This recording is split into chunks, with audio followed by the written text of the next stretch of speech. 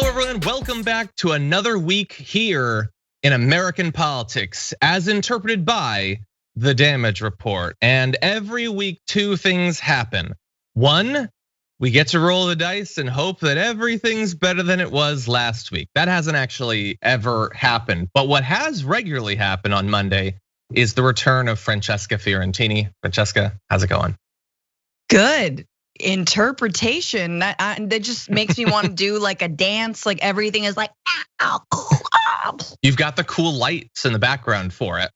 Oh yeah, I'm ready. I've got puppets here. I just live here. I love puppets.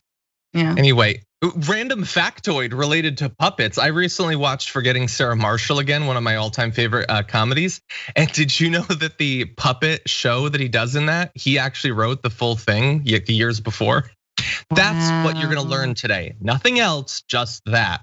Anyway, Francesca, I'm glad to have you here for two reasons. One, we're gonna do an awesome hour of news talking about the attempt to cancel Maxine Waters, the corporate tax rate. We've got some yoga in here. And who's so crazy that OAN had to cut their video?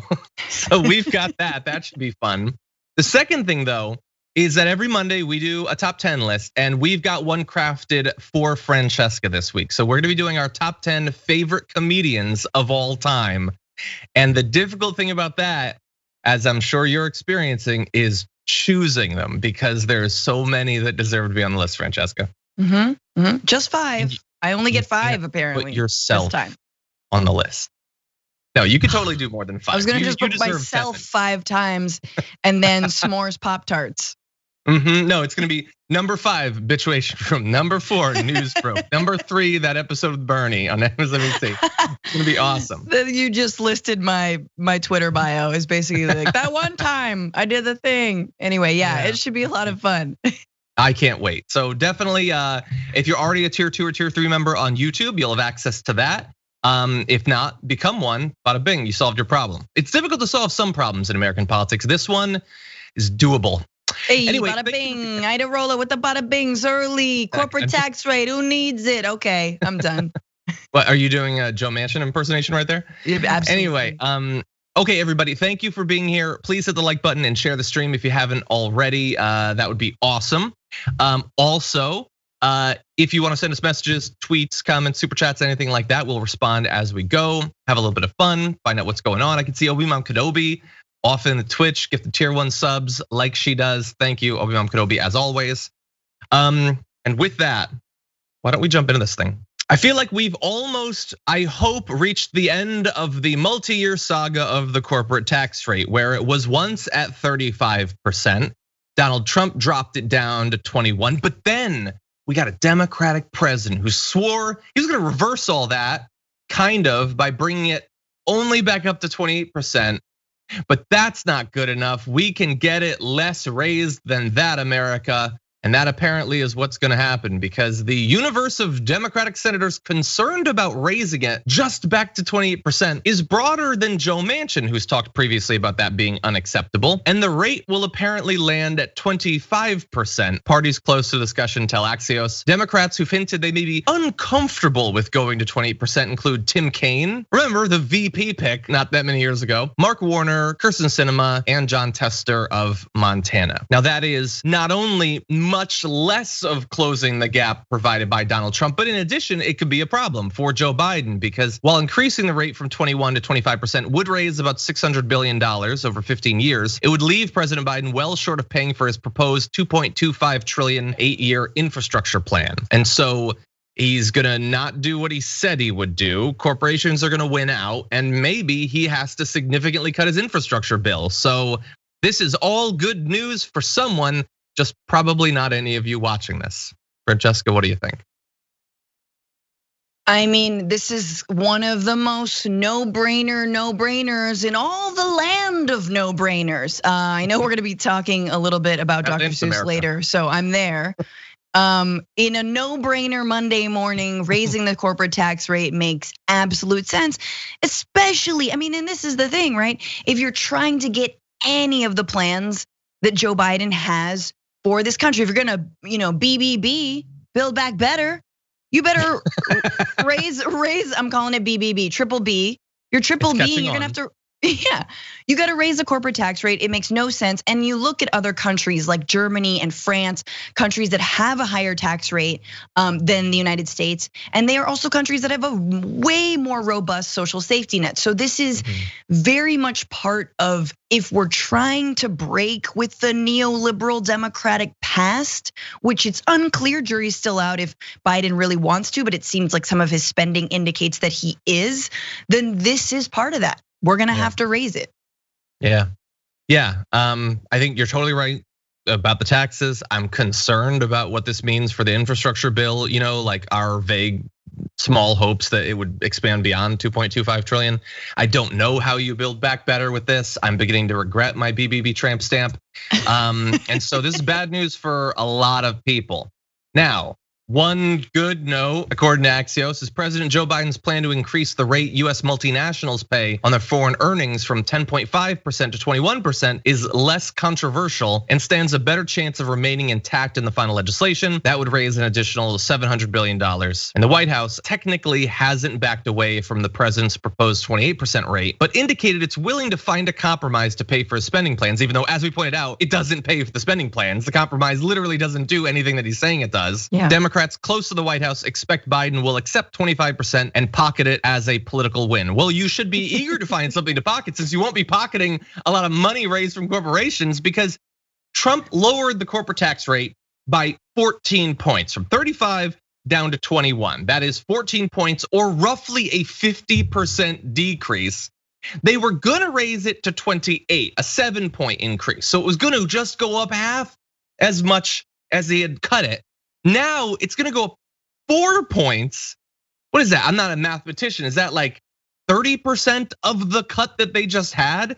And it's not like 35% was insane. A case could have been made that could have been raised, especially as we'll get to when you acknowledge that lots of corporations don't pay that. They don't pay anything near that. They don't pay 35%, they don't pay 20%, they don't pay 21%. Yes. So this is just so, the politics of it suck. There's no point in criticizing Axios for the way they present this, because Axios is gonna Axios, but the idea that like they may be uncomfortable with going to 28%, these senators, yeah, why? What makes them uncomfortable? What makes the 28% controversial? Stop asserting things and not defining them. They're uncomfortable because of the pressure put on them by their corporate donors who don't wanna pay more money. How are you gonna imply that without making it explicit? Maybe their audience is just so politically savvy that it's unnecessary, or maybe they're so in the know about what politics is actually intended to do that we don't wanna like make them uncomfortable by pointing it out or anything. But it's important that people know what is actually determining all this. Kyrsten Sinema isn't uncomfortable because she's superstitious about the number 8. She's uncomfortable because she gets paid by those donors and she wants to deliver for them. Yeah, absolutely. I mean, she and the rest, I think, are opening themselves up, and they should be opening themselves up to other Democrats coming in and naming what they are unwilling to do. And look, these are also states, Montana, Arizona, they've also been run roughshod over when it comes to corporate power. Amazon is huge in a state like Arizona. So once again, like, what's really interesting about the ways that the United States promoted so much neoliberal economics around the world. Okay, all these countries in the global south, lower your tax rate, blah, blah, blah. So long as American companies are on top, so long as American companies are on top, so long as American companies are on top. But the American people, they're not on top. And you bet your ass that like, they are definitely coming for American workers. If you think we've exported all of this like race to the bottom politics and economics for so many years, of course these same companies are gonna look at the American workforce and American states and say, absolutely, I will gouge this exact country where I'm supposedly from in the same way that I gouge everywhere else. And I will say, we're gonna talk about the American First Caucus. And as racist and xenophobic as that is, the one shred of truth that I think Trumpism has is when it points out that some of those free trade policies have not benefited the United States and the United States workforce, not in a xenophobic way, but in a legit, able to put food on the table way. So I think it's really important that these Democrats get on board. And once again, we're in a political system where dark money is rife. So it's sort of this it's a puzzle. How do you unclench the little senator's claws from their dark money purses, or their cute little whatever middle-aged life crisis purses in Kyrsten Sinema's case?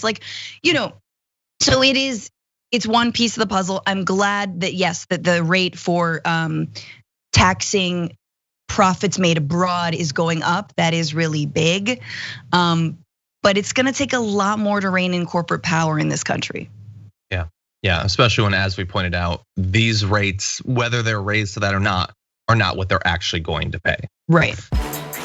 We need to talk about a relatively new show called the Republic, or UNFTR. As a Young Turks fan, you already know that the government, the media, and corporations are constantly peddling lies that serve the interests of the rich and powerful.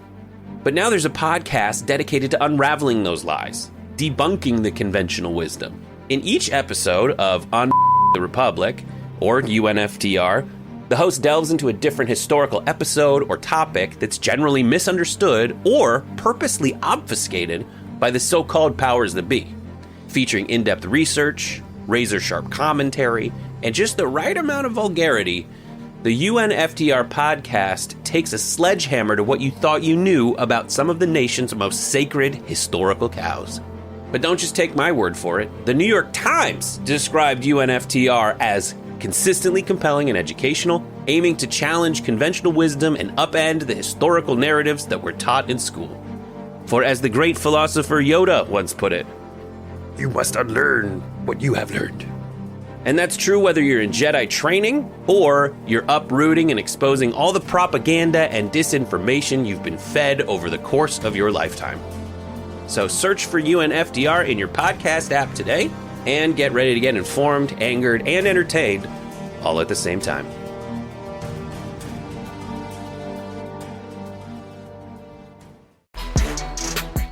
There are some truly awful people in American politics, and there are some truly arrogant people in American politics, and sometimes the stars align, and the truly awful meets with the truly arrogant, producing, I think, this picture that I wish was an NFT, just so I'd never have to see it again because I wouldn't be able to afford it. This is Kyrsten Sinema's Instagram post of her in a hat, I'll say, drinking sangria, I believe. But the important part is her ring, which says F off, but with the full word there. And why wouldn't she have an F off attitude? I mean, after all, she was instrumental in making sure that millions of American workers don't get a raise, including many of her constituents who worked and hoped for her to get elected so that someday she could be so comfortable and arrogant that she could deny them pay and then have a nice sangria on the weekend. It's just nice to lounge with a hat and glasses and drink a sangria and then laugh at the poor people who are gonna stay poor because of your best efforts. Isn't that fun, Francesca? She's cool. She's different than all those stodgy senators. She's a different breed. She's like 14 going on 40, you know what I mean? This is if you gave a 14-year-old girl a bunch of money and power, what would she do? And she'd be like, F off ring with my magenta hat and a sangria that matches. Anyway, give me your money, money, give me money, please, give me your money. Oh my God, look at that, just that is her energy. And I have to be honest with you, I saw this photo and it was one of the scroll things where not interested. I feel like this is one of, I put it in the I sort of random friend from high school who I follow on Instagram or Twitter. Oh, you follow her on Instagram? No. Someone was clearly, it was someone sharing this photo, but okay. I scrolled past it as a like, desperate for attention, weird, like weird white lady gonna get me into a conversation that's gonna last for an hour that I don't wanna be in. Do you know that energy? I'm sorry, but it's true. So I scrolled past it, but man, of course it's Kyrsten Sinema, who's the Y in her name I can never properly place, and it's very upsetting to me. And I feel like she changes where the Y goes pretty much every week. It shifts. It definitely moves. Anyway, it's like she's the answer to the question, what if Veruca Salt but senator? Yeah, it's just awful. But look, the thing about her, and we've I think stressed this throughout the year, is that there are many as bad as her. She just adds an extra performative layer of awfulness, and it comes in different forms, like her name. It could be this picture, it could be this video, for instance. Oh, the back pat. That back pat is just. Miss Sinema. No money for the pores. So yeah, it does come in different forms. And yes, we're never gonna stop playing that video. Literally, I am going to have a white beard down to the table and we're still gonna be playing that video. But anyway, lots of other senators just as bad, but she takes your money and then spits in your face. She spits sangria in your face. Because of where she was, right? Like she's at a national conference for restaurant lobbying. In addition to voting to stop wage increase with the minimum wage, Kyrsten Sinema and Joe Manchin will headline the national conference of the restaurant lobbying group that led that battle. Actually, it's one of the industries most opposed to raising the minimum wage and getting rid of the tipped minimum wage. That's obviously far lower. As a person who's worked in many service industry jobs, I've had checks that were for $5 after a week of 60 hours. I know what that's like. And they have a lobby and they have favorite senators, and so they've brought Manchin and Sinema in to talk. They're gonna be featured on panels entitled Seeking Unity, Conversations on Finding Bipartisan Solutions. But bear in mind, this is the National Restaurant Association. So finding bipartisan solutions to which problem exactly? We know the problem. The problem is, oh my God, we might have to pay them. Let's find some bipartisan solutions to those problems. And I'm sure together, Sinema, Manchin, and a few others, Francesca, will be able to.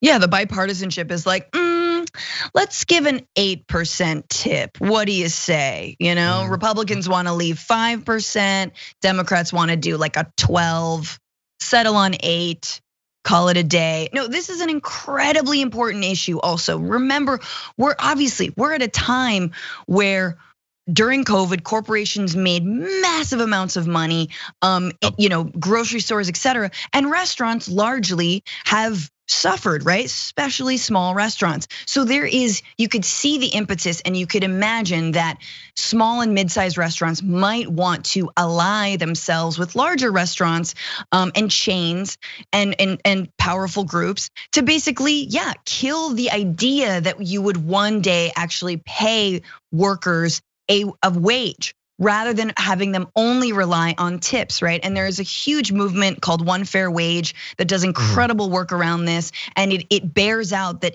yes, it is important to give a minimum wage to tip workers. They won't be making less money. That is the lie that they are often told, and often told by folks in the industry. But no, that they deserve that baseline minimum wage. Totally. But yeah, right. And so you have like this moment of after COVID, a lot of these restaurants are gonna be saying, oh, dude, sorry, see, we'd love to, but because COVID, we can't. Don't look at our PPP loans. No, I mean, we might have gotten some, but we still can't afford it. So like this fight is gonna start redoubling. And I think it's really important to start dispelling that disinformation around the idea that restaurants have to be exploitative. They have to do that in order to survive. That is absolutely not true. And if there were better wage standards, if there were more protections for workers, it wouldn't be that way. Yeah, if there perhaps weren't a bunch of senators like Sinema and Manchin who are this is the process we were just talking about in an earlier story. They're headlining this conference for this lobby group. I wonder who these different industries are gonna give money to for their reelection battles. I don't know. We're gonna have to stay tuned to find out.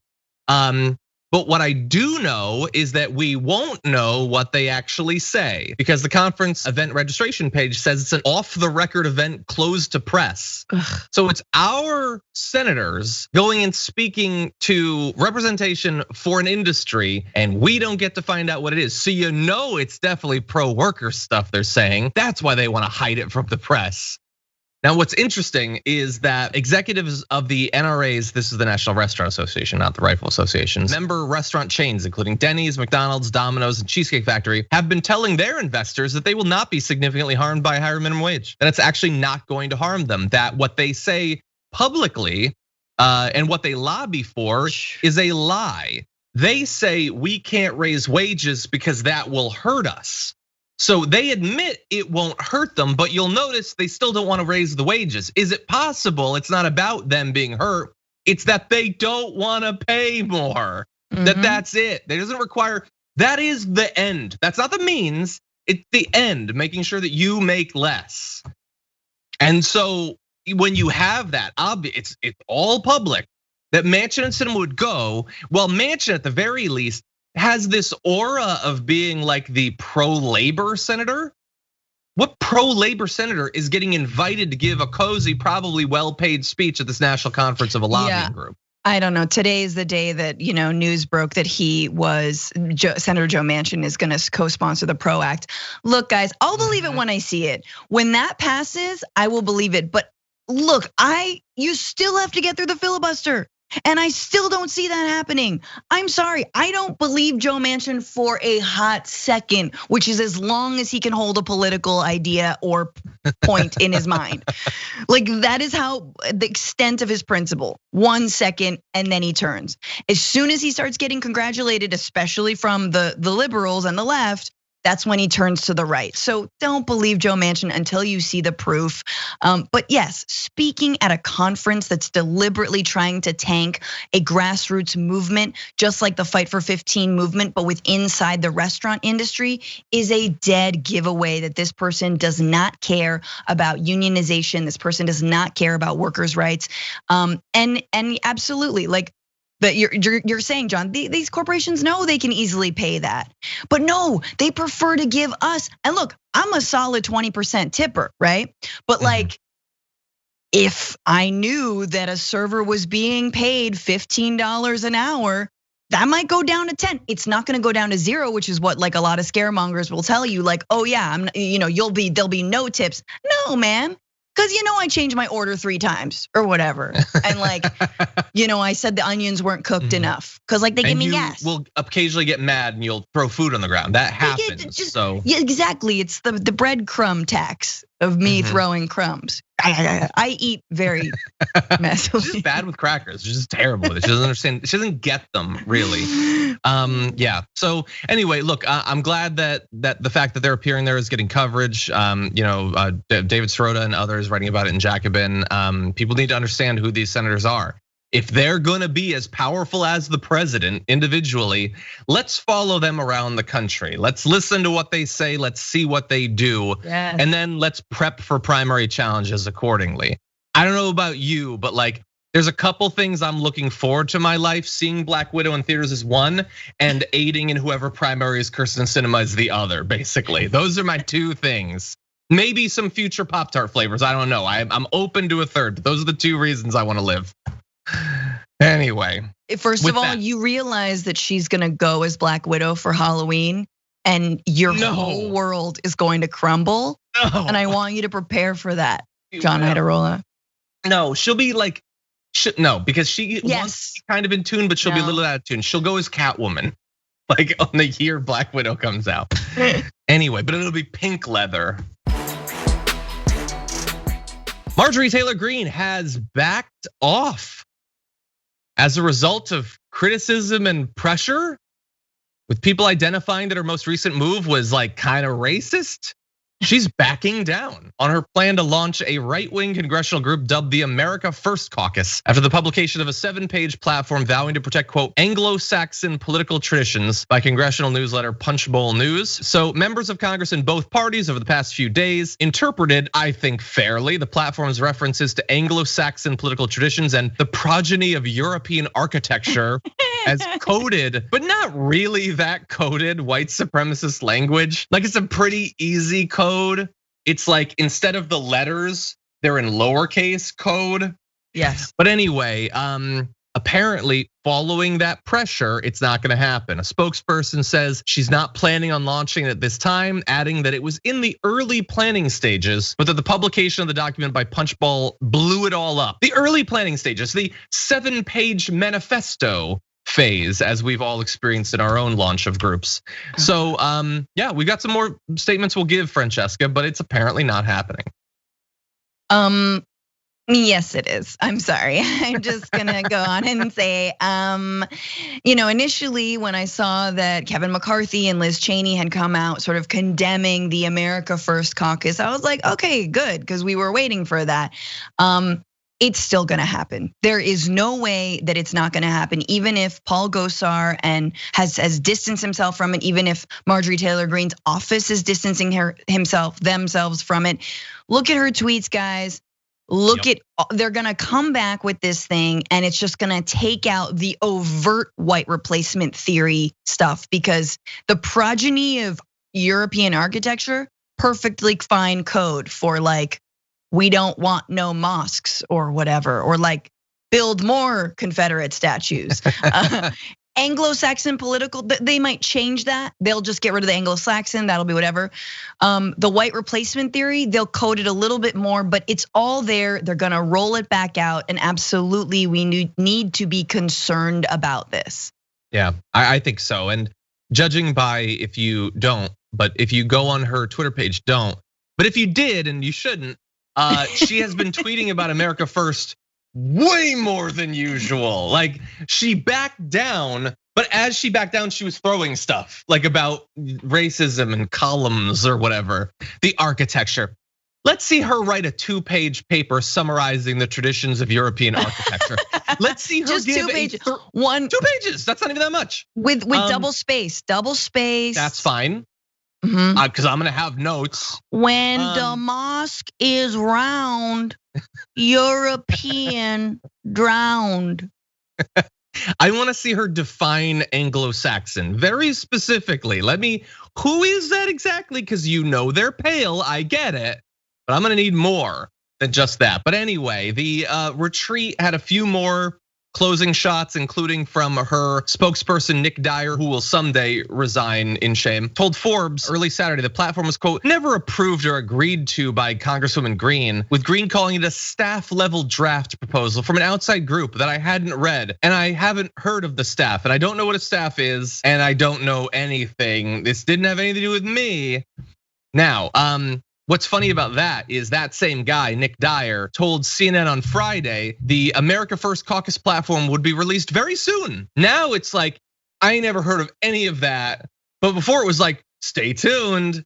What changed? Maybe the criticism. As you alluded to, Paul Gosar, who was reported to be planning the group with Greene. And remember, he's been going to like white nationalist conferences recently. He claimed in a statement to a first alert of the platform by reading about it in the news yesterday, like everyone else, adding, let me be perfectly clear. I did not author this paper. I, in fact, don't know how to read or write. So look, everywhere you look, really racist people are like, I didn't have anything to do with that. You would have to be really dumb to sign on to it. And there was one person dumb enough. Representative Louis Gohmert told Forbes on Friday that the America First Caucus was a real group Greene had founded and said he was looking at joining it, though he added that he hadn't seen the platform. He defended the idea of the group and argued it's not supposed to be about race at all. Yeah. Why are you interested then? You're interested in the columns? Is it a particular arch that you like about European architecture? I mean, and Gates also said he's proud to join. He's so ready. I mean, gosh, at this point, he's like, anything, save me, caucus, yay. But This is the insurrectionist caucus. That's all the America First Caucus is. And like they're telling on themselves by joining it, not just that they're racist or that they believe in white nationalist, replacement theories, but that, yeah, they were the ones to help stage the insurrection from the inside, tweeting about Nancy Pelosi's location, trying to, in a parliamentarian way, overturn a Democratic election. That's them. Here we are, come get us. It was. With the, at least for now, death of the America First Caucus, although as Francesca has predicted, it will rise again, and I think she's onto something. I wanted to just warn them for their eventual return of it that some people might not like that. And it's not that I won't like it, they don't care about that. It's not that it's like super racist, obviously they don't mind that. But there is one person they respect, one person they now worship above everyone else, including Donald Trump, and that is Dr. Seuss, best author ever. Yes, remember, of course. They love Dr. Seuss. Well, he had something to say about America First. You might have seen some of these, but we've collected his thoughts on that. Here's a comic he did of America First, literally joined at the beard with the Nazis. Now there's also some Seuss era racism in the caption there, but he was saying that it's effectively the same exact sideshow. Let's see, you've got this one where the America Firsters are literally eating the roots, collapsing the US morale tree. And that I think is supposed to be a bald eagle, even though it looks like a vulture. But America First is ruining US morale. You also have this one for all you animal lovers. America First is just one of three fellers going for a ride with the Nazis and the fascists. So Dr. Seuss, most respected of all of the authors, he had some pretty clear thoughts about America First and that whole philosophy.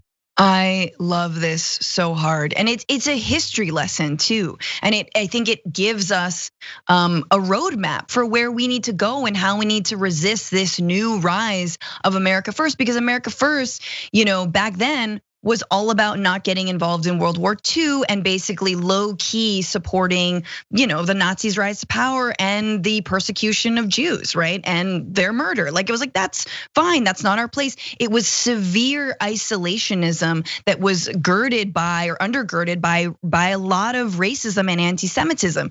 And that's really important for us to remember now, because you hear things that feel like leftist talking points, like, let's end forever wars. Let's stop invading other countries, which I agree with. A lot of progressives and leftists absolutely agree with, but not for, xenophobic term, not for xenophobic reasons, not because it's not, we shouldn't gather together in terms of internationalism and work against like human rights violations and things like that. It's because the US has a terrible track record recently of doing exactly that.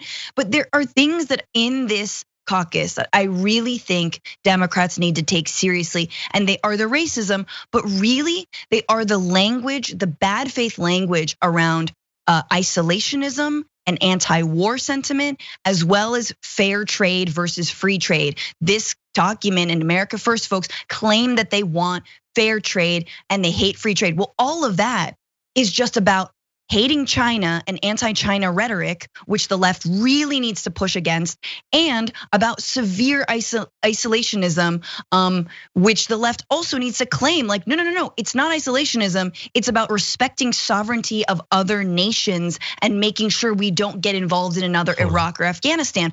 But the fact is, with Biden Democrats and with centrist Democrats, we might lose, and we already have lost that moral ground, that perfect ground that so many progressives want Democrats to take up the mantle of, which is being anti-war, being for fair trade, for all the right reasons. Exactly, yes, yeah. It's not too much to ask that people be a little bit savvy, a little bit nuanced, and not simply take, that person on the most shallow level possible agrees with one of my political objectives. That's not enough. Why do they want that? Now the answer to that might not be super essential for that question, but for lots of other ones, it can be really important. Are you against forever wars for a wide range of reasons grounded in your values, or because screw what happens over there? Well, if that's why, then that's kind of a problem. Maybe you're not my ally so much. Maybe we agree on this, but I'm not interested in promoting you, that sort of thing. And that applies to, as Francesca's pointed out, a lot of this international stuff, but that can really be applied to almost everything in politics. There are people who sort of sound pro-worker, but really delve into who's funding them, what are the implications of what they're pushing for. That's the sort of nuance that I think we have time for and I think we can do. Yeah, and is their pro-worker stance also a pro-immigration stance? Meaning, is it not racist? If your pro-worker stance, like so many right-wingers is grounded in militarizing the border, being even more racist, not recognizing the hard work that immigrants do, documented or undocumented, then no, you're not our ally on this. Yeah, I agree. Anyway, I'm sure that Fox and Friends is gonna be doing 30 segments on these cartoons. After all, these books are tended to train us. That's how we learn, is with Dr. Seuss. Here are some clear lessons, let's learn them. Sort of doubt it. Maxine Waters is apparently the right's target for this week, with virtually all of them agreeing on one thing: she's gotta go. Why? I don't know, whatever, let's just get rid of her. It seemed to start over the weekend with Marjorie Greene, who tweeted, "Very soon I'll be introducing a resolution to expel Maxine Waters for Congress for her continual incitement of violence on innocent American people. Rep. Waters is a danger to our society." She'd know, I guess. Takes one to know one. But anyway, it's not just her, there's others, and we'll get to them. But so what is this kind of about? Well, it's about a lot of different things, but one is the commentary that she made this weekend when she went to visit with Black Lives Matter protesters at Brooklyn Center's protests around the curfew for the recent killing there. She said, among other things, if Chauvin isn't found guilty with Derek Chauvin's trial, which is going on concurrently, in fact, as we're filming this, the closing statements are being made. She says, we've got to stay on the street and we've got to get more active. We've got to get more confrontational. We've got to make sure that they know we mean business. To which Lauren Boebert, technically a congressperson, says, why is Maxine Waters traveling to a different state trying to incite a riot? What good can come from this? Yes, Lauren Boebert, notably anti-government riot. Always, she's always had that position. Won't stand for it. Will not stand for it, Lauren Boebert. And so we've got more, Francesca, but so far, what do you think? I mean, just do anything for clout, you know what I mean? They're just trying, they're trying to bite off some Maxine Waters clout. And of course, failing miserably. And I'm glad they're just bringing attention to the fact that Maxine Waters is standing in solidarity with the folks at Brooklyn Center. And yeah, I'm sorry that you are only in solidarity with white nationalist 17-year-olds that kill unarmed protesters. Like like is that what you're mad at? You don't have the grassroots connect. You'll get them, but I mean that's the thing. It's like what a terrible week, you guys. This has been such a painful week, and I feel like it's been so clear from the links between Oath Keepers and like current law enforcement to the donations made to Kyle Rittenhouse's defense fund from lawmakers. It is mask off for the police. We understand this is beyond reform, and they are losing the moral high. If they ever had the moral high ground, they're losing it. They're losing the political argument. They're losing the moral argument. We're now moving from reform to really reimagining and changing what the police do and all the money that they are given to do it poorly, right? So that's what we're seeing. We're seeing this desperation of people trying to stay relevant when they know they're losing. Yeah, they might be, there are temporary successes that they can have. I mean, after all, both of those people that we've quoted became congresspeople. They're doing very well at raising money. We're gonna turn to Fox and Friends in a bit. They're gonna try to distract you around this, and they might get good ratings. So those are victories for them. With the idea being, the killings keep happening, let's distract people, make them think about something else. The issue is that that's successful with their target audience, raising money amongst some conservatives, getting viewers. That isn't successful in winning over the majority of Americans. That's why they keep losing national elections. And people are getting more than ever that something needs to change. This is really annoying, and it does slow things down, I think. but they lose on virtually every issue. Despite Fox being on every hour, every day, there are always gonna be the Matt Gaetzes and awful people out there, but they're not actually winning the national conversation. Fox News was cover the fact that the Post, which I believe is affiliated, saying that she needs to be impeached and removed for pouring fuel on the fire in Minnesota. She encouraged everyone to keep protesting, though she herself would not be. Well, she was there, like she was there over the weekend. Anyway, Maxine Waters is trying to create a civil war. Anyway, how serious should you take the New York Post editorial board call for her to be impeached and removed?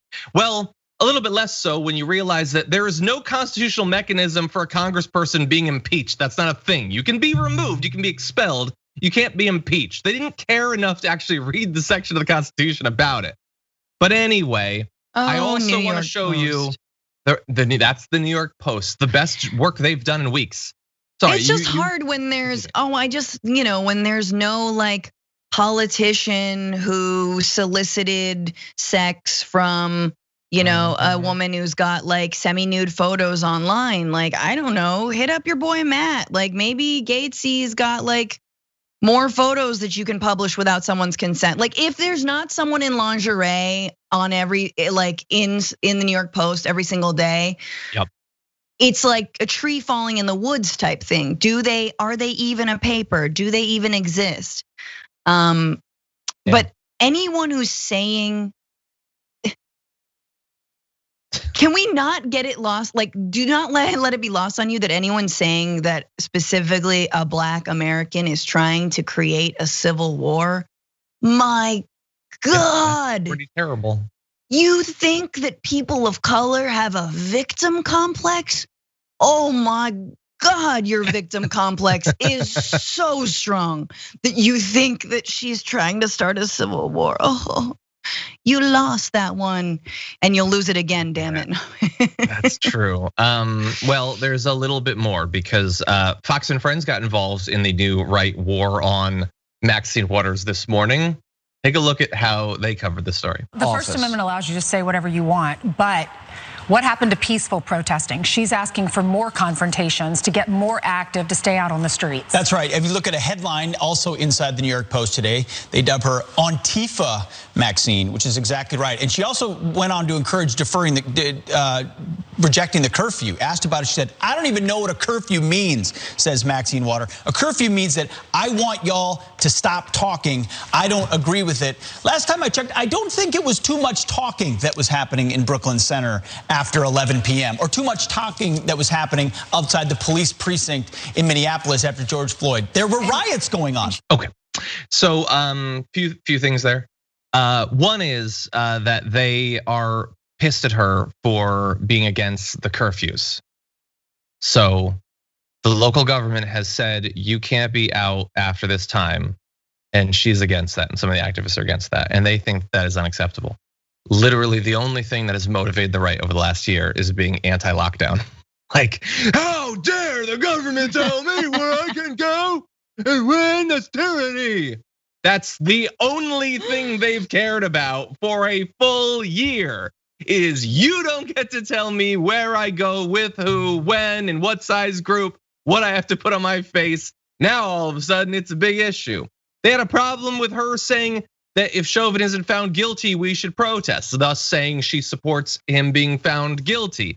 Yes, they would never want a congressperson to comment on a legal matter. That shouldn't be allowed at all. That's the sort of free speech stance that Fox consistently takes. All of this is utter BS. Yes. They don't like Maxine, they don't like Black Lives Matter. Every other bit of this has nothing to do with values or standards or anything concrete. It's just, what do we have to say to make you hate Antifa? Also, you're not covering this accurately, Fox News, as if anyone would expect you to. But if you were to zoom out and to see the tanks rolling through the streets of Minnesota, the incredible outsized force that the police has bared down on protesters, that might give you a better sense of how these folks are being treated. Maybe how you want them to be treated. look, it's happening. It's almost as if the state works against Black Americans and people fighting for civil rights, and it works for upholding a racist system of policing. Almost, but no, but you won't show that because like it's insane to me because you and I think anyone, if you call yourself freedom loving or you believe in a free America, and then your town has got tanks running through it, even the white people, that's gotta upset them. Like, oh gosh, look at all this, and so just. Again, and I think, John, you make such a good point, and I think we really need to always remember the second most painful moment after George Floyd being murdered was the fact that the protests that came after it were met with the exact same kind of police violence that they were protesting. And this is after months or already a few months of a lockdown. No, we don't have money for healthcare. No, we don't have money for masks. No, we don't have money for all of these other city services to help people who are trying to save their lives. Oh, but we have money to crack your skulls. Yep. That's it. And we're not forgetting that. We are not forgetting that as we move out of the pandemic. Yeah, and actually to tie together that point with the point we were making about who's winning the national conversation, we saw that despite endless fear mongering and demonization of those protests throughout last year, that people did move in the direction of acknowledging that radical reform of the police is necessary. Yes. And why wouldn't they? Roger Goodell, the NFL. That even rhymed. Yeah, I mean, watching cops just. Hey, there's a bunch of protesters. I've got an SUV. Let's see what happens when you mix these two things up and just run into them. Or just like we saw endless police brutality. So regardless of, let's say you're an absolute caveman and watching the George Floyd stuff didn't move you, it's hard to stand up to night after night after night after night of police brutalizing people all throughout the country. And then the president deciding to one up it by dispatching his goon squad to black bag people off the street and push them into Kia minivans. I had not thought of yoga as a particularly controversial thing, but apparently in some parts of the country it is. In fact, for nearly 3 decades, teaching yoga in Alabama's public schools has been forbidden by the state school board. One lawmaker, Jeremy Gray, has been trying to change that since 2019. So Gray has a bill being presented to the Alabama Senate that would allow public schools and students to engage in yoga during gym classes. Gym classes, let's bear that in mind, not like calculus or anything. It's a physical activity that would be done perhaps in place of some dodgeball. So the lifting of the ban was approved by the State House of Representatives in March. And last week, Gray's bill passed out of the Senate Judiciary Committee and now awaits a full debate and vote on the Senate floor. So why is this necessary? Well, in 1993, the school board had a regulation that says that school personnel shall be prohibited from using any techniques that involve the induction of hypnotic states, guided imagery, meditation, or yoga, very specifically. And around the time, parents in the state were raising concerns not only about yoga, but also about hypnotism and psychotherapeutic techniques. According to an April 1993 article in the Anniston Star, one mother in Birmingham said her child had brought a relaxation tape home from school that made a boy visibly high. I don't think that's the only thing he brought home from school. The tape. But anyway, so Gray's bill says the school systems could authorize yoga if they choose. Yoga done in school would be limited to poses and stretches, and all poses would have to have English names. What a stupid thing. The American First Caucus will love that. Anyway, the use of chanting, mantras, and teaching the greeting namaste would be forbidden.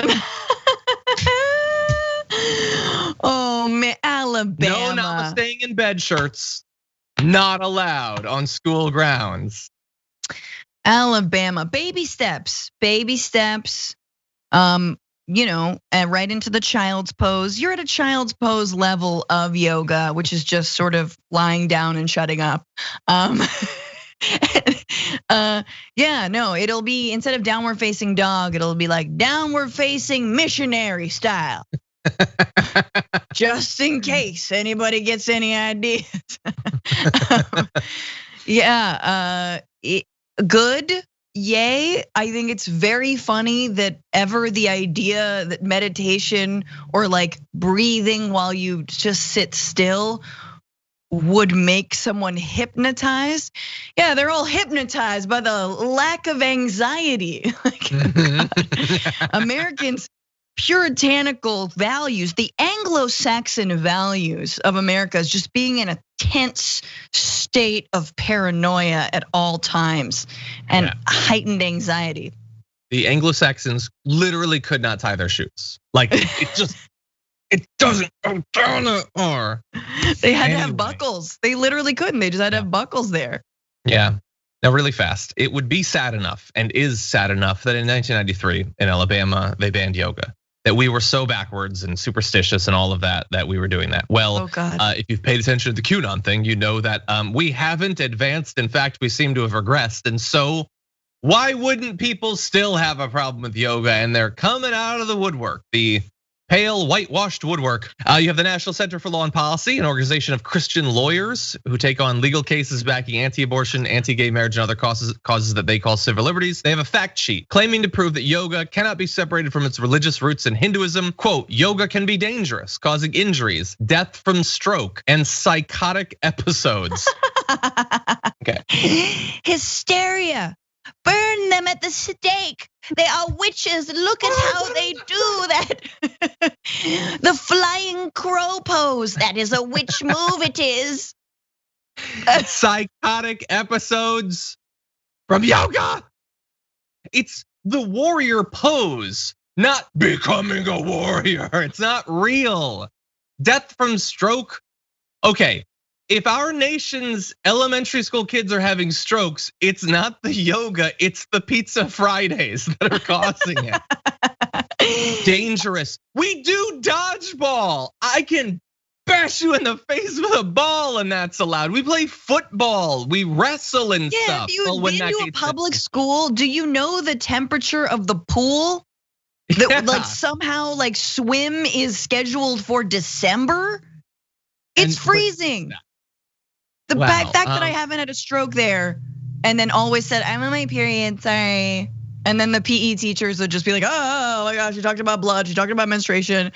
That's the level of public school physical education that I had. Come on, guys, rope. Remember the rope? Like the pull? Just pulling yourself up a disgusting rope. Yeah. Terrible. Now, look, there are concerns about stroke. But these Christian groups aren't just talking about the danger. No, they're making it explicitly Christian. So the Eagle Forum of Alabama's Becky Garrettson says yoga is a very big part of the Hindu religion. And if this bill passes, then instructors will be able to come into classrooms as young as kindergarten and bring these children through guided imagery, which is a spiritual exercise. Okay, so yes, some Hindus do yoga. Okay, that's a tradition, sort of, yes. Unsatisfying, uncreative sex is a tradition of Christians. That doesn't mean that if you do it, you become Christian. They're just linked, it's not causal. Imagine thinking in the year 2021 that yoga isn't white enough. Yoga is the whitest. Ask anyone who's South Asian, ask any Hindu. Yoga is white, people, all right? Go to any yoga studio in LA or literally anywhere. You'll be very safe and comfortable as a racist because it's very white. Yeah, children at that age are very tech savvy. And if they're taught yoga, all they have to do is Google it and they'll immediately find information on the spiritual aspects of it and look at it. Because information's bad. And you have Google anyway. You could find out about Hinduism anyway. It's just, it's 2021 and we are a bunch of dumb little babies. That's all we are. Harry Potter is gonna make you a witch and D&D is gonna make you a worshiper of Satan, hail Satan. And we haven't evolved at all. So when I was much younger, I thought someday it'll be like in Star Trek. Nope, gotta set that date back a bit because we are not moving in the right direction. I love young John Idarola. We're all gonna work together for the betterment of man. We'll have peacemakers on the streets and no police. And every Pop-Tarts for everybody. Exactly. Nope. No brown sugar. You don't get it. We didn't earn it. Lin Wood is crazy. Remember the Trump supporting lawyer who wanted to overturn the election, believed in Q and all that. OAN, One American News, is also crazy. Which is crazier? Well, we actually have a way of finding out because OAN decided to show some of Lin Wood's video from his appearance at the weekend's Health and Freedom Conference. And we'll see who cuts out first, Lin Wood or OAN. Here it is. He plans every detail of your life. He knows how many hairs are on your beautiful head. And he uses your sins and he uses your shortcomings to teach you. So that when the time comes that he's ready and you've been learning, watch out for this next move. He's going to rebirth you into the spirit world and create exactly the person that he intended you to be. There's your cue. Cue.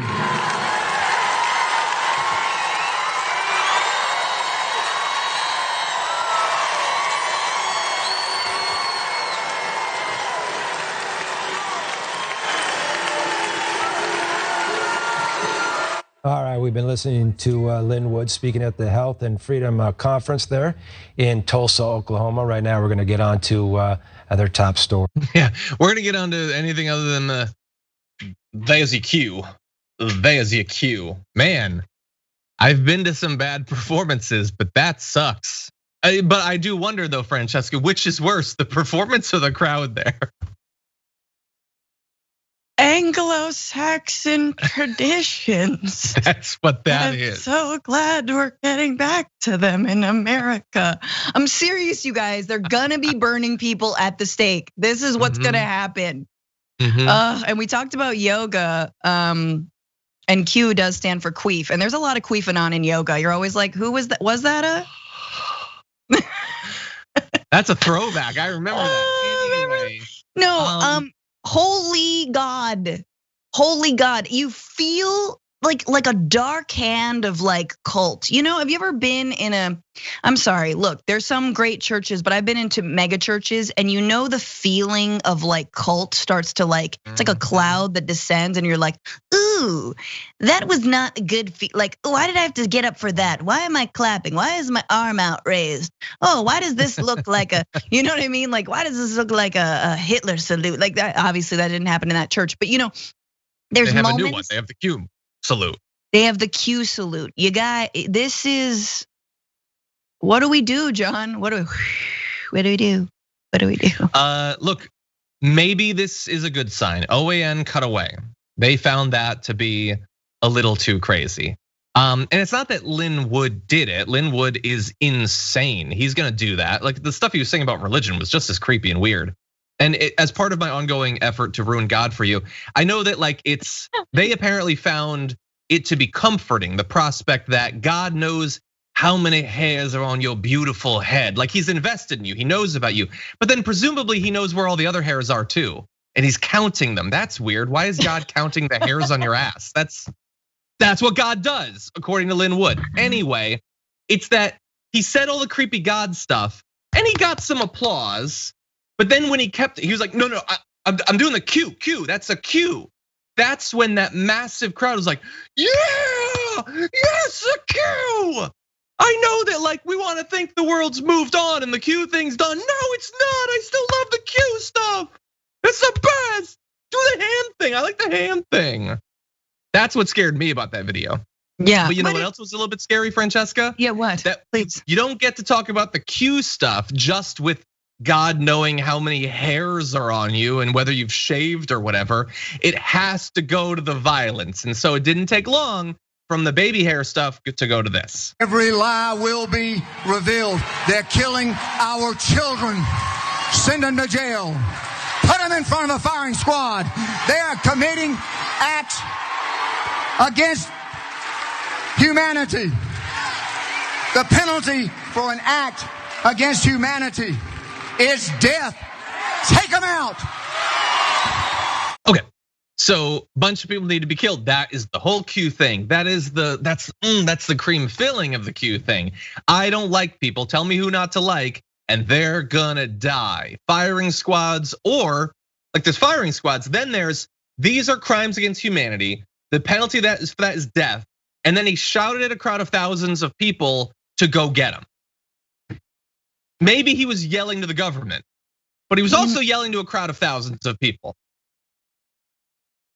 You know, but Maxine Waters is insane. I've never prayed before, but I think I'm going to start. And I certainly have never prayed for a super spreader event, but I am right now. I know what you want. It is Tulsa, after all. I'm just gonna say it. I hope there's no HEPA filters in that place. My God. Why? So they've put themselves there. They put themselves at risk. Like, honestly, like, this is the health conference. Francesca. What? Yes, that is where we had the big super spreader Trump thing. But here's the issue with your plan. Every single person in that room has had COVID. Every one of them has already had COVID. You know it. Sign that with a Q. These people will lose every single loved one as long as it means they can take down Tom Hanks's pedophile ring. Like, we'd get him. Just that is scary. I don't ever want to see that again. I don't want to think about that. I will go watch that People versus KKK documentary. That would be better. And feel much better, because that is very scary. You guys, we need to call your aunts and uncles. Seriously though, if you have them in your family, reach out to them. The Lifeline every once in a while, send them a little email and be like, okay, like, who is the pedophile? Like, let's talk about it. How do you feel about Forrest Gump? Okay, and like that kind of thing. Just reach out, because these people they're in need of help. They're in need of help. Call your family. All right, just call them. I know it's painful, but sometimes you have to call them. It is. Welcome everyone to our weekly top 10 list. For our tier 2 and tier 3 members on YouTube, Francesca joins me every week to break down something, sometimes politics, sometimes not. Today, the top 10 comedians. And we've got a comedian on the show. It's the perfect synergy. What up? Are you excited? Were you excited putting together the list? No, I've actually felt incredibly nervous and put upon. Oh, okay, well, let me make it even worse, because this list for me is gonna be a little bit different. Normally, we do 5 each, 5 to 1, and then that's it. Yes. In this, I am going to have some honorable mentions, but also some explanations. I don't wanna do that first, because I don't want you to know what's not gonna be on the list. Oh, so that will come after. Okay. I do want to give a caveat first though. I know, thankfully, like Francesca, I know a good number of stand-ups.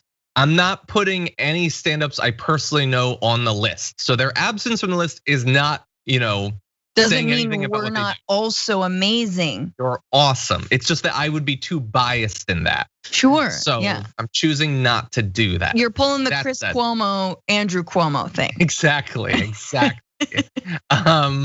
But there will be, as I said, some other stuff later on. But for now, we can get into. First of all, did you have anything that influenced how you chose this? Anything that went into your decisions that you want to make clear so people understand your list?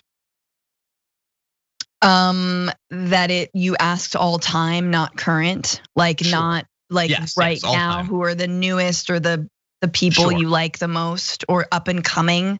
Up and coming is very different. Folks you haven't, top 10 comedians you never heard of or you need to know, I think is different. Then both of those I want to do later. You would have to do the full 10, but I want to learn more about these upcomes anyway. Well, and we can, and I can put them in honorable mentions. But as Sophie, the producer, said, we should hurry up before one of our comics gets canceled. Okay, good point. That's funny. Okay, then why don't we start with your number 5? Oh shit, I mean, crap. I go first. This is what happens when you hang with comedians. Yes. Okay, numero 5, cinco. I know how to say 5 in Spanish, no big deal. So one of my favorites is a comedian named Maria Bamford, and she has many great albums out, and she also like has a show on, I think it was Hulu, called Lady Dynamite. She has incredible characters, is so funny, like struggles with mental illness and makes that part of her show. She's opened one of her shows that I saw live, and she was like, one time my parents dragged me to the movie War Horse. This might be your war horse. Because, she isn't for everyone. She's great delivery. She's got great characters. She's so silly and she's funny. And she also like manages to be like thoughtful and sweet and like says good, interesting things and has interesting takes, but is just like sheer joy and hilarity. So I love Maria Bamford. She's very funny. My number 5 is most are being chosen for their straight stand-up ability. But that is not the only form that comic work comes in. Joe Rogan. No. My number 5, I had to put on here just because she has made me laugh as much as anyone else, basically. I am putting Cecily Strong on the list. I don't know her stand-up if she has stand-up. What? You're kind of flirting with the rule skis here. This is she does comic sketch work. And you want to, never mind. And whatever you're thinking is true for literally everyone on my list. Okay, fine. Really? I'm gonna switch it out then, and I will stick to the rules. I have an easy solution. That will be an honorable mention now. My number 5, and I went back and forth with this, is going to be, and I'll explain why it was taken off, is gonna be Ali Wong.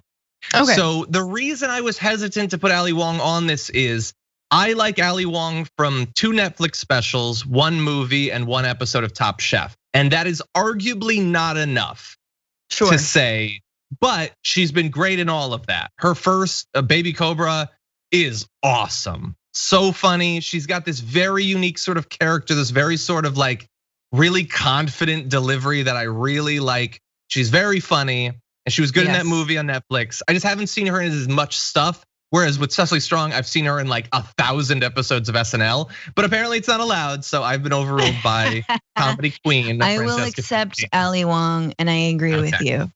She's wonderful, and she's worked very hard. And so I think that there's definitely lots of clips if you want to search for them. But she blew up. So like, Baby Cobra was huge. Blew up. But yeah, it's easy to think that person, a lot of stand-ups, you don't see the work that they've put in for years and years and years and years and years. And then you're like, well, this person came out of nowhere. And the reality is they didn't. They were around, they were working really hard, and then they finally got a break. So yeah. What's your number 4? Okay, number 4 is going to be, wait, 1, 2, 3, 4. Okay, number 4 is gonna be early Dave Chappelle. I have to say early because I'm not a transphobe and I really don't like his new stuff. It has, there's some funny bits. I understand you have to be edgy. You don't have to punch down that much. And what I love about early Chappelle, including the Chappelle Show, is how much it was punching up, talking about issues like racism, classism, and also being incredibly funny and sort of that perfect mix of like the medicine and the sugar going down at the same time that you don't even realize that you're sort of learning and understanding. And it was just so good. And another comedian, this guy Curtis Cook, had a tweet once where he was like, I love how Dave Chappelle like fled all the way to South Africa only to now become the guy he was fleeing from. And in like, sort of hearkening to the moment where he like left the Chappelle Show because he felt like people were not understanding the like irony and the satire, and that there were a lot of like white bros going like, I'm Rick James, bitch, and he was like, okay. And now he's sort of just embraced his douchebaggery status and like has lost his edge. I just think he's lost his like edge. But early Chappelle, unbeatable. Unbeatable. Well, I don't think a lot of people dispute that addition to the list. My number 4 is very different in terms of his comedy.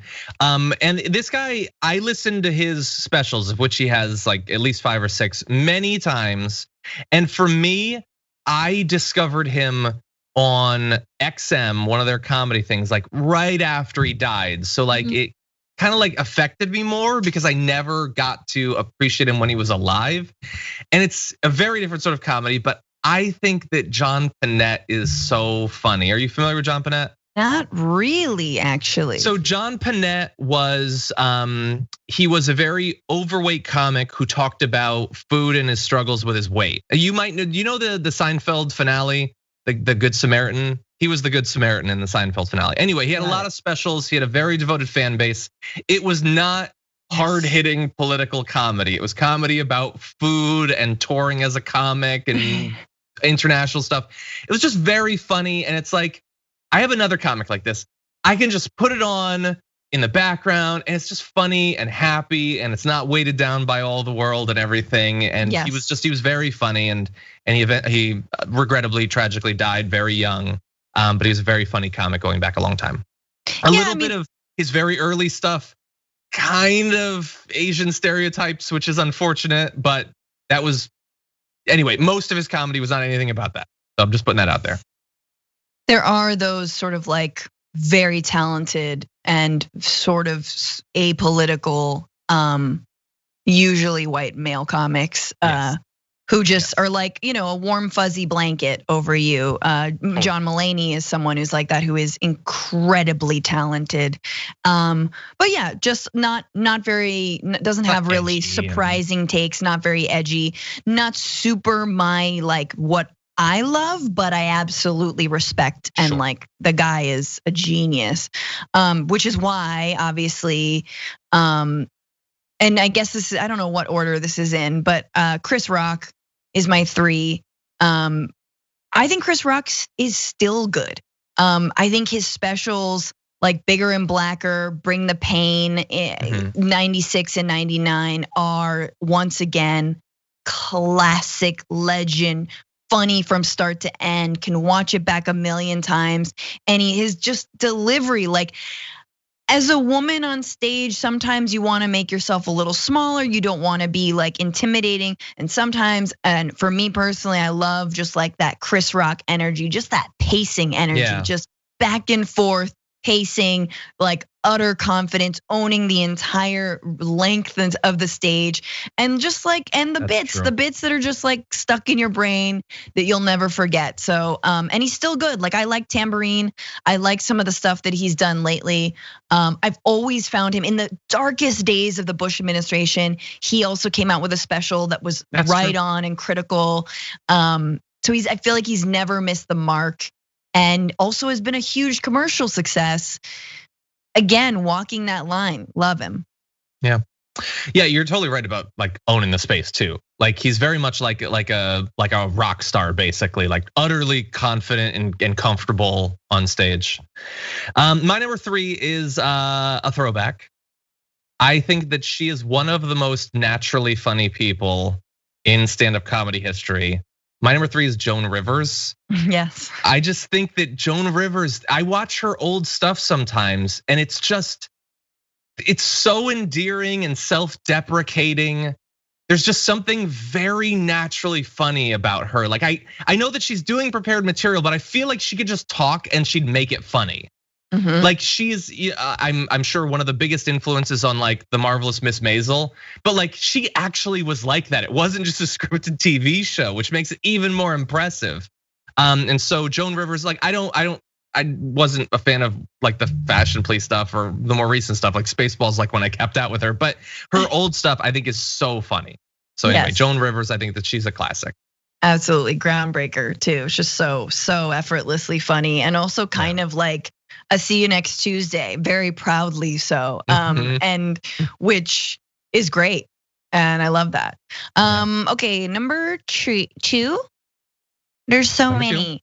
Number 2 is someone who when I watch her, I immediately like need to go away and write for like an hour because that's how inspiring she is. But Michelle Wolf is wonderful, and she's a great stand-up. Are you mad that she's not on your list?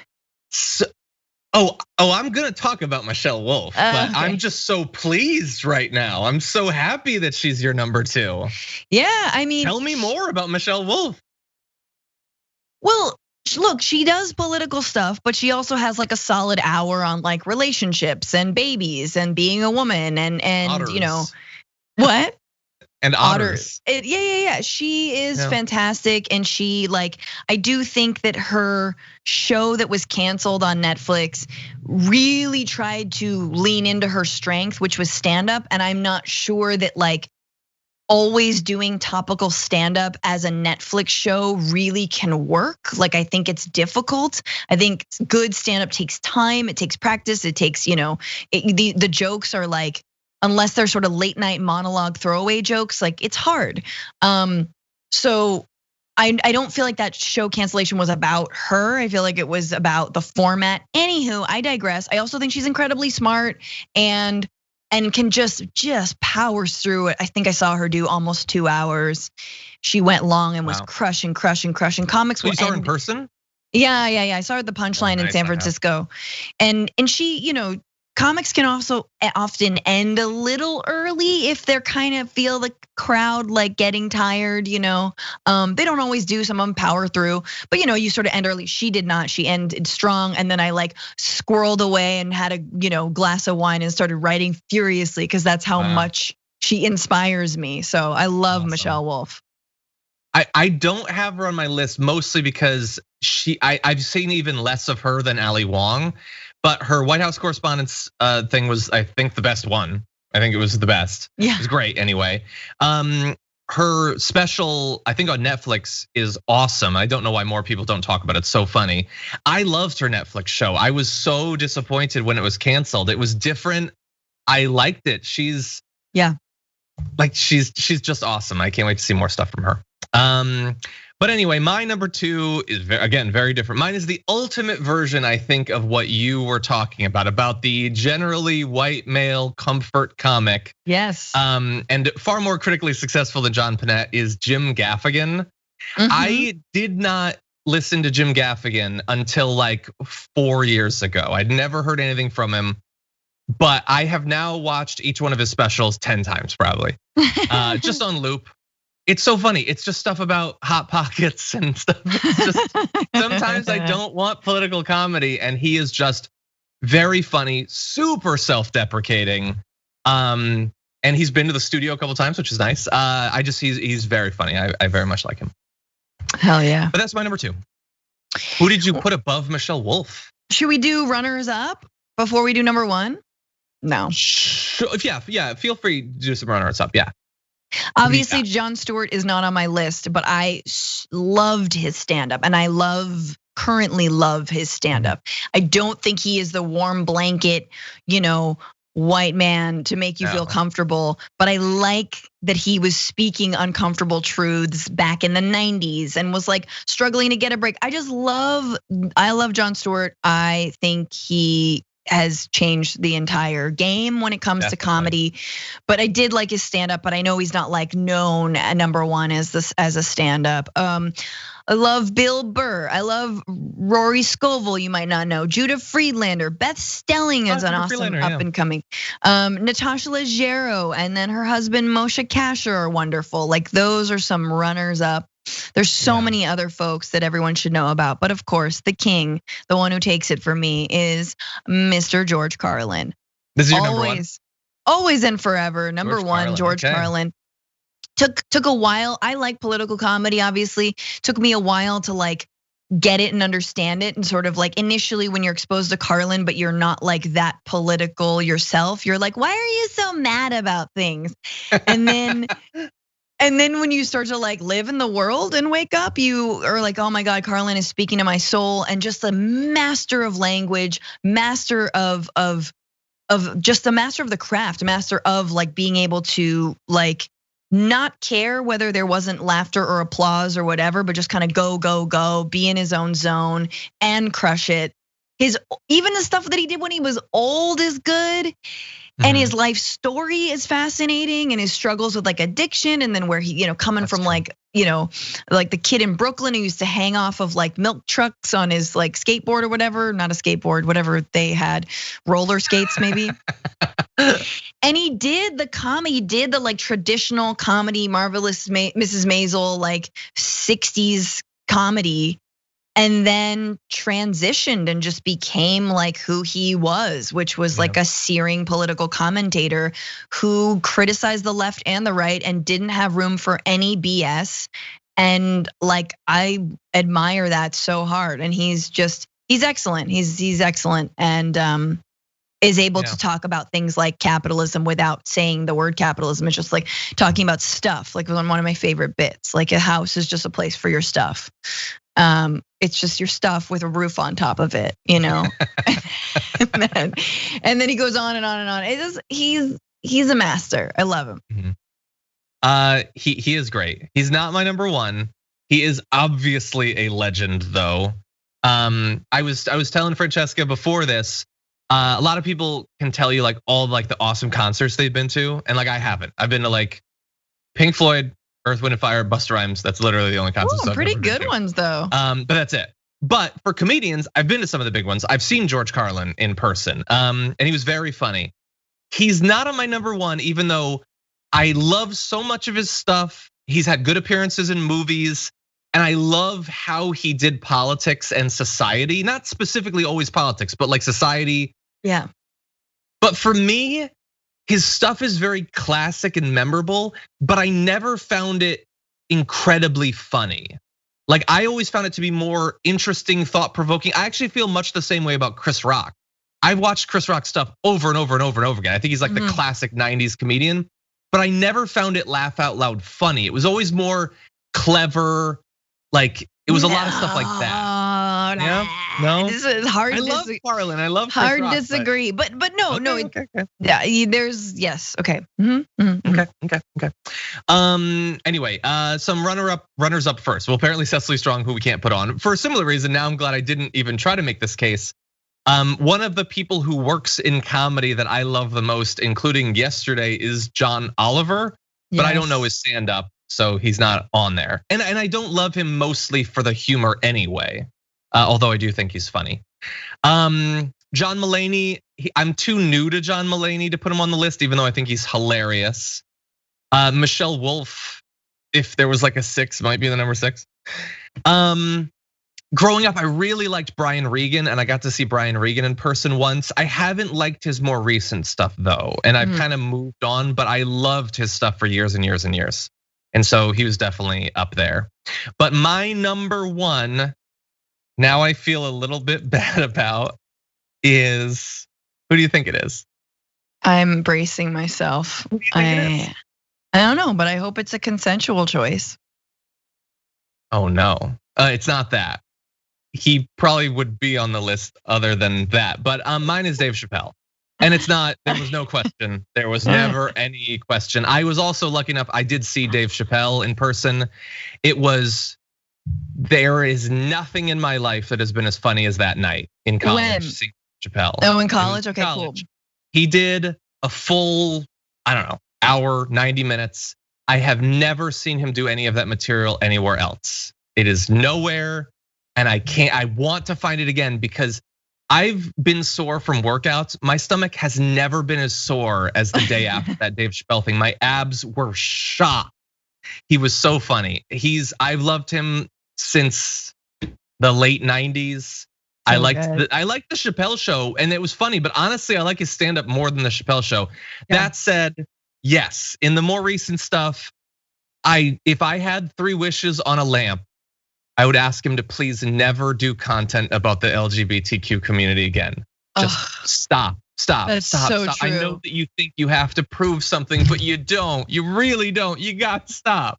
It'd be like number 1, socialism. Number 2, I don't know, like an endless cup of coffee. Number 3, that Dave Chappelle stops doing comedy about the LGBTQ community. And I get it. He is who he is because he does whatever he wants about whatever he wants. I cap out there though. But that said, I think quite a bit of his more recent stuff has been funny.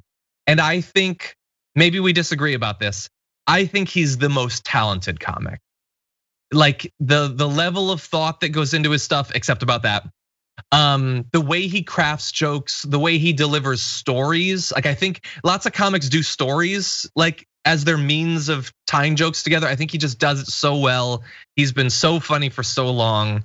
It's been tainted a bit, as with the other guy that arguably should be on my list because I did see Louis C.K. once and I've thought he's hilarious for a long time. Louis C.K. is hilarious. It's just too bad. It's too bad. He's funny as hell. And he's not canceled. He's fine. He's booking shows. He'll be fine.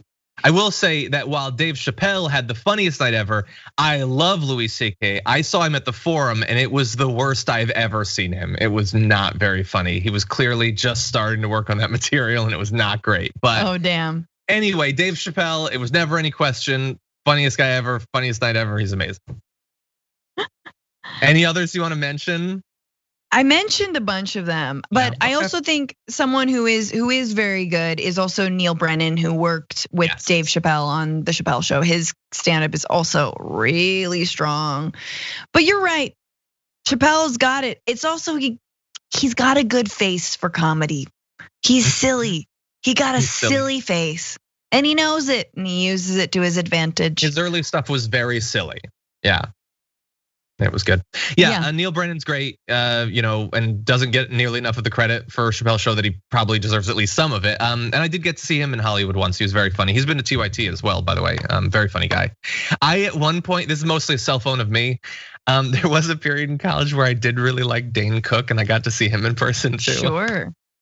And Daniel Tosh, before Tosh.0, he gave stand up. It was very funny. But that's most of them. There's other people. I find Sarah Silverman very interesting. Jerry Seinfeld, obviously, I really like the show. I've never really liked his stand-up though. But anyway. By the way, never meet any of these people in person because they will disappoint you, and most of them are creeps. So just FYI. Including the women? Probably no, none of the women. Okay, good. None of the women. Good. But yeah, it's a rough industry. Speaking of needing protections and some sort of labor standards. But anyway, also me. So look out for my Netflix special. Once I become pregnant, because I think that's how it works. First you become pregnant, then you get the Netflix special that you do with the baby bump. And so I'm working on that. Totally. Yeah, no, you deserve to be on here. I've seen Ida perform in person, and she's awesome. Ida's great. Actually, that just reminded me of Tiffany Haddish. I love her stand up too. I don't know why I didn't think of Tiffany Haddish. Anyway, speaking of someone who blew up and was working so hard, but totally, yeah. Anyway, a lot of other people deserve to be there. Feel free to post in the comments below if you have ideas. Thank you as always, Francesca. Great to have you on. John. Yeah. Maybe we'll return with newcomers or something like that later on, or stand-ups you need to know, you've never heard of, but you need to know. Oh yeah, comics who've passed. Mitch Hedberg. Oh God, so funny. Anyway, okay, thank you, tier 2 and tier 3 members for making this available. Please post ideas for top 10 lists below if you have something you'd like to see. We love doing requests. But until next time, see you later.